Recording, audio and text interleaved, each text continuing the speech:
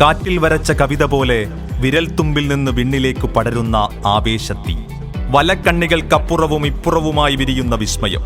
William G Morgan എന്ന American കായിക അധ്യാപകന്റെ മനോമുഖരത്തിൽ ഉരുത്തിരിഞ്ഞ വോളിബോൾ എന്ന വസന്തം 131 വയസ്സിന്റെ നിറവിലാണ്.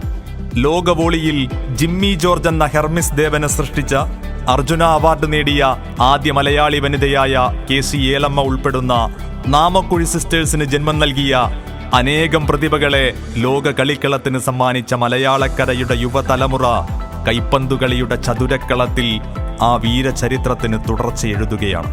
ഇക്കഴിഞ്ഞ ദേശീയ സീനിയർ ചാമ്പ്യൻഷിപ്പിലും ഫെഡറേഷൻ കപ്പിലും കേരളത്തിന്റെ വനിതാ വോളി ടീം വിജയകിരീടത്തിൽ മുത്തമിട്ടപ്പോൾ പുരുഷ വിഭാഗത്തിൽ നമ്മൾ 2ാം സ്ഥാനക്കാരായാണ് ഫിനിഷ് ചെയ്തത്. കേരളത്തിന്റെ മൈതാനങ്ങളെ ത്രസിപ്പിക്കുന്ന, വീറും വാശിയും പകുത്ത് സായാഹ്നങ്ങളിൽ ഗ്രാമീണ ജനത നടത്തുന്ന വോളിബോൾ പ്രണയത്തിന്, മണ്ണിൽ വീഴാത്ത ആ സ്വപ്നത്തിന് ഹൃദയം നിറഞ്ഞ പിറന്നാളാശംസകൾ.